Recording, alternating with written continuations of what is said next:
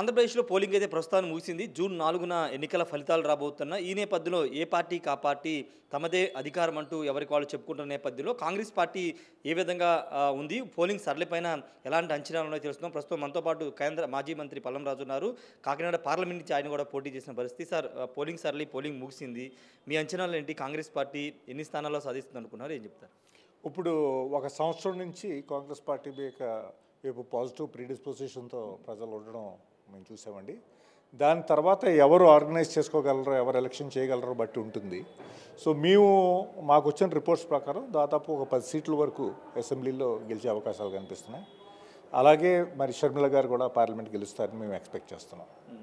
అంటే మెయిన్గా షర్మిల గారి కడప పార్లమెంట్ మీద ఎక్కువ ఫోకస్ పెట్టినట్టు కనబడుతుంది.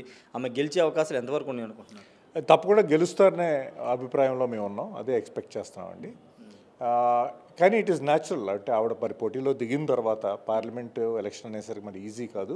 మరి తప్పకుండా ఆవిడ టైం అక్కడ కేటాయించడం చాలా అవసరం. కానీ 30వ తారీఖు ఏప్రిల్ 30 వరకు ఆవిడ చాలా విస్తృతంగా రాష్ట్రం అంతా కూడా తిరగడం జరిగింది. అంటే కడప ఒక సెంటిమెంట్ ఉంది రాజశేఖర రెడ్డి ఫ్యామిలీకి.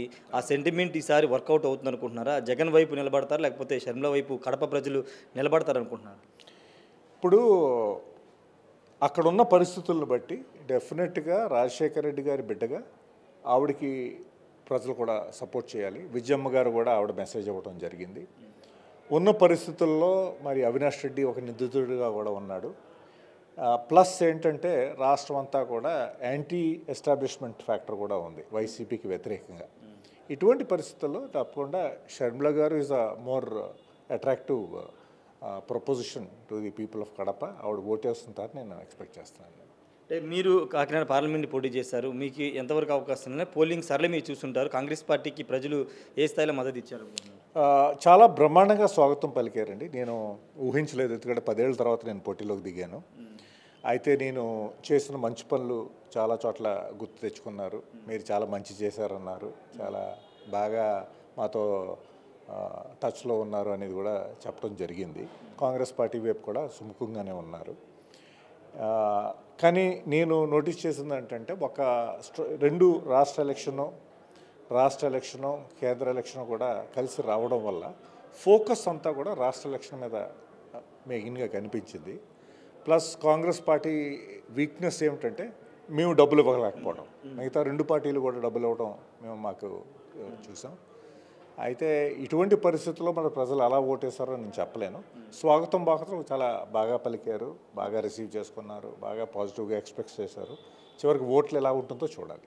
అంటే వైసీపీ నుంచి చాలామంది అక్కడ సిట్టింగ్ ఎమ్మెల్యేలు ఉన్నటువంటి నందికొట్కూరు కానీ లేకపోతే చింతలపూడి చాలా చోట్ల నుంచి మీ పార్టీలో జాయిన్ అయ్యారు. వాళ్ళు గెలిచే అవకాశాలు ఎంతవరకు ఉన్నాయండి? అవకాశాలు బాగున్నాయి. ఎందుకంటే they are well known face. And వైసీపీకి వ్యతిరేకత ఉంది కనుక డెఫినెట్గా ఆ ఓటర్స్ కాంగ్రెస్ పార్టీకి ఓటేస్తారని నేను ఎక్స్పెక్ట్ చేస్తాను. ఆంధ్రప్రదేశ్లో అధికారం ఎవరికి చిక్కే అవకాశం కనబడింది? ఇంతకుముందు మీరు ప్రెస్ మీట్ కామెంట్ చేశారు, కూటమి వైపే అవకాశాలు ఎక్కువ ఉన్నాయి. ఎందుకు కామెంట్ చేయాలి? డెఫినెట్గా కూటమికే అవకాశాలు బాగా కనిపిస్తున్నాయండి. ఎందుకంటే వ్యతిరేకత డెఫినెట్గా వైసీపీకి వ్యతిరేకత చాలా స్పష్టంగా కనిపిస్తూ వస్తుంది. కానీ చంద్రబాబు గారు బలోపేతం అవుతున్న టైంలో ఆయన అరెస్ట్ చేయడం జరిగింది. తర్వాత జనసేన చాలా యాక్టివేట్ అయ్యి పవన్ కళ్యాణ్ గారు ఆయనతో చేయటం వల్ల బలం డెఫినెట్గా పెరిగింది. There is no doubt about it. ఎప్పుడైతే బీజేపీతో చేయగలిపారో డెఫినెట్గా మళ్ళీ వీకెన్ అయింది. కానీ ఉన్న అసంతృప్తిని బట్టి, రాష్ట్రంలో ఉన్న అసంతృప్తిని బట్టి డెఫినెట్గా ఓటు వాళ్ళకే వెళ్ళుంటుందని నేను ఊహించుకుంటున్నాను. కూటమి మీద అధికారం అంటారు ఆంధ్రప్రదేశ్లో? కూటమికే అధికారానికి అవకాశాలు చాలా ఎక్కువగా కనిపిస్తున్నాయి. అంటే సార్, వైసీపీ వ్యతిరేకత లేకపోతే చంద్రబాబు కూటమి వస్తే ఏదైనా రాష్ట్రాన్ని మళ్ళీ గాడిలో పెట్టి? ఒకటి వైసీపీ వ్యతిరేకత ఉందండి. ప్లస్ చంద్రబాబు గారి past track record as a good administrator అది కూడా హెల్ప్ చేసి ఉంటుందని నేను అనుకుంటున్నాను.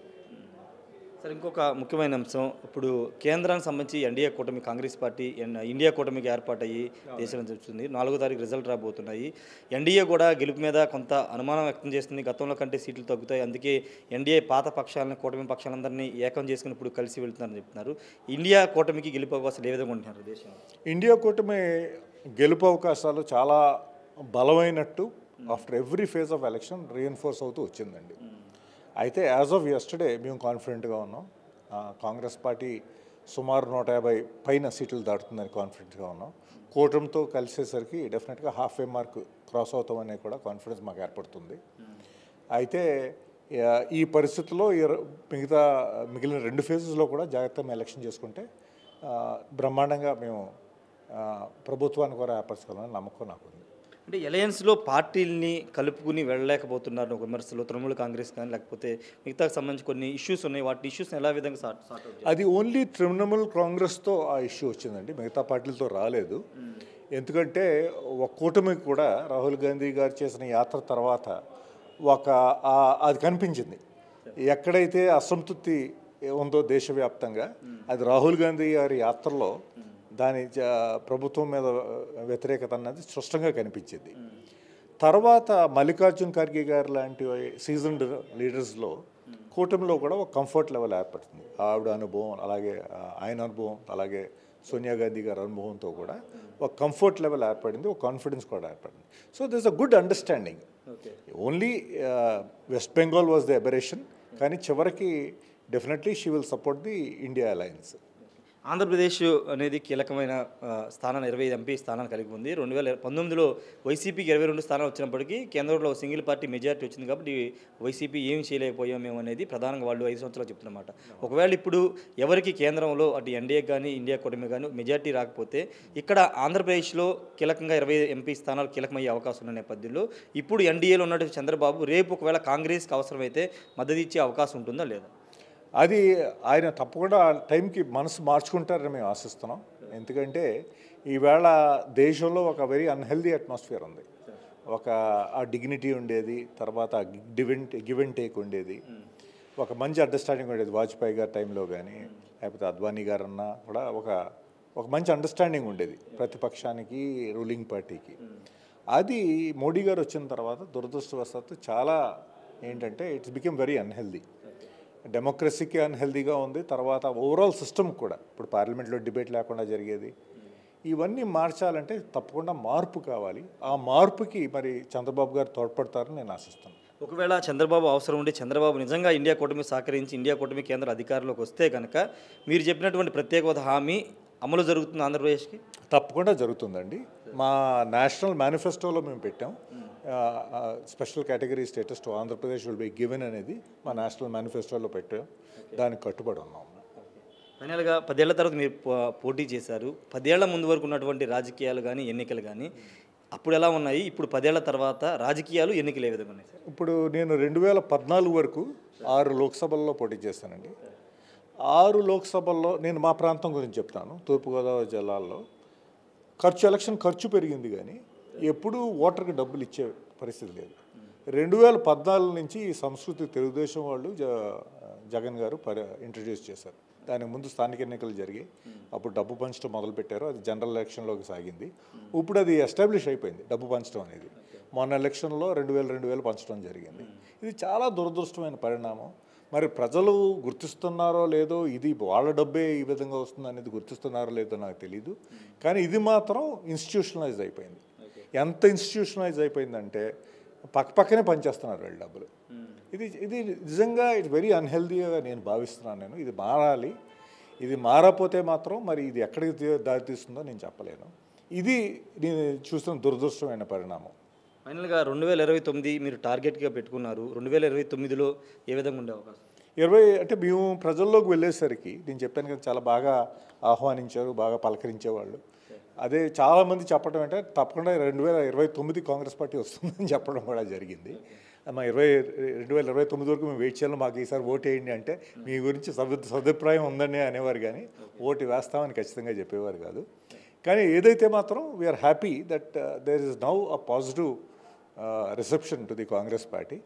ఈ బలంతో తప్పకుండా మేము 2029కి తప్పకుండా రాష్ట్రంలో ప్రభుత్వం ఏర్పరచగలమనే నమ్మకం మాకుందండి. Okay, thank you so much sir. మొత్తంగా ప్రస్తుతం అయితే 2024 ప్రజల నుంచి మంచి స్పందన వచ్చింది. 2029లో ఖచ్చితంగా ఆంధ్రప్రదేశ్లో కాంగ్రెస్ పార్టీ ప్రభుత్వాన్ని స్థాపిస్తుందని పల్లంరాజు చెప్తున్నారు. ఆంధ్రప్రదేశ్లో ఉన్న ప్రస్తుత పరిస్థితి, పోలింగ్ సర్లు అన్నీ చూస్తే కనుక కూటమి అధికారంలోకి వచ్చే అవకాశం ఉందని పల్లంరాజు చెప్తున్నారు. దేశంలో ఇండియా కూటమి ఖచ్చితంగా అధికారంలోకి వస్తుంది. ఒకవేళ ఇండియా కూటమికి ఆంధ్రప్రదేశ్ ఎంపీ సీట్లు అవసరమైతే చంద్రబాబు ఖచ్చితంగా సహకరిస్తారని ఒక నమ్మకం ఉందని చెప్తున్నారు. అలా సహకరిస్తే కేంద్రం అంటే రాహుల్ గాంధీ చెప్పినట్టు ఇచ్చిన మాట ప్రకారం ఆంధ్రప్రదేశ్కి ప్రత్యేక హోదా కూడా ఖచ్చితంగా ఇచ్చి తీరుతారని పల్లంరాజు చెప్తున్నారు. కెమెరా పర్సన్ ప్రసాద్తో రాయ్ టీవీ విజయవాడ నుండి. మరిన్ని వీడియోస్ కోసం ఛానల్ ని సబ్స్క్రైబ్ చేయండి. లేటెస్ట్ అప్డేట్స్ కోసం వాట్సాప్ ఛానల్ ని ఫాలో చేయండి. అండ్ లింక్ డిస్క్రిప్షన్ లో ఉంది.